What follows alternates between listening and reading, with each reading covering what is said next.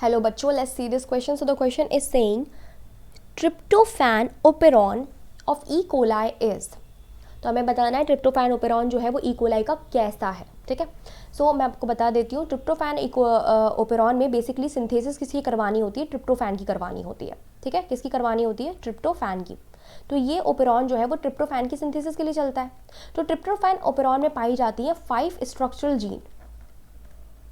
कितनी होती है बेटा? 5 स्ट्रक्चरल जीन होती हैं. और ये 5 स्ट्रक्चरल जीन जो है वो बनाती हैं 3 एंजाइम. 3 एंजाइम को बनाती है. और ये 3 एंजाइम क्या बनाते हैं बेटा? ये 3 एंजाइम बेसिकली बनाते हैं सिंथेसाइज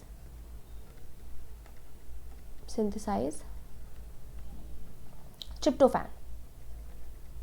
ट्रिप्टोफैन को बनाते हैं ये. ठीक है, तो ये अगर 5 स्ट्रक्चरल जीन की सिंथेसिस यानी कि इनका एक्सप्रेशन हो गया तो 3 एंजाइम बनेंगे. और ये 3 एंजाइम जो है वो कोऑर्डिनेटेड वे में क्या बनाएंगे?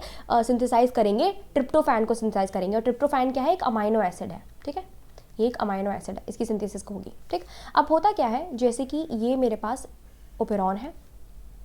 ओपेरॉन क्या होता है? एक segment of DNA which consist repressor, promoter, operator and these 5 structural gene. तो इनकी भी बना देते हैं.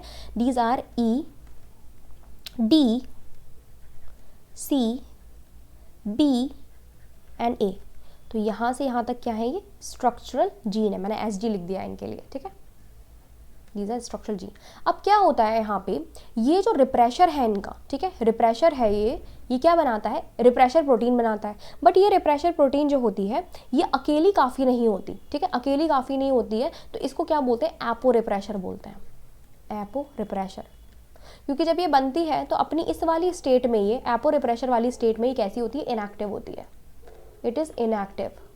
ठीक है, अब इसको एक्टिव कैसे किया जाएगा? इनएक्टिव स्टेट में ऑपरेटर से बाइंड नहीं कर सकती. ऑपरेटर से बाइंड नहीं कर सकती तो लगातार EDCBA यानी कि इन जीन की क्या होती रहेगी? इन जीन का एक्सप्रेशन होता रहेगा, एंजाइम बनता रहेगा, ट्रिप्टोफैन बनता रहेगा, बनता रहेगा, बनता रहेगा. और यही ट्रिप्टोफैन क्या करेगा? यही ट्रिप्टोफैन जो है यहाँ पे कल्प्रिट निकलता है. Because this tryptophan function as a corepressor. किसकी तरह काम करता है? ये को रिप्रेशर की तरह काम करता है. And this tryptophan go and bind to, ये रहा हमारा को रिप्रेशर. ठीक है, और ये बाइंड कर जाता है एपो रिप्रेशर के साथ. तो ये एपो रिप्रेशर के साथ बाइंड करता है और एपो रिप्रेशर के साथ बाइंड करते ही इनएक्टिविटी हट जाती है और ये एक्टिव हो जाता है. एक्टिव हो जाता है और ये पूरा कंप्लीट रिप्रेशर जो है वो किससे बाइंड कर जाता है? ऑपरेटर से बाइंड कर जाता है. और जैसे ही ऑपरेटर से बाइंड करता है वैसे ही पॉलीमरेज जो है EDCBA यानी कि इन 5 स्ट्रक्चरल जीन की सिंथेसिस नहीं कर पाता और हमारा ओपेरॉन कैसा हो जाता है? Switch off. It is switch off. Switch off हो जाता है. जो ट्रिप्टोफैन की सिंथेसिस रुक जाती है. तो ट्रिप्टोफैन जो होता है वो अपनी ही सिंथेसिस रुकवाता है एक तरीके से. इसी वजह से जो ट्रिप्टोफैन ओपेरॉन है ई कोलाई का, वो क्या है? एक रिप्रेसिबल ओपेरॉन है. क्या है? एक रिप्रेसिबल सिस्टम है.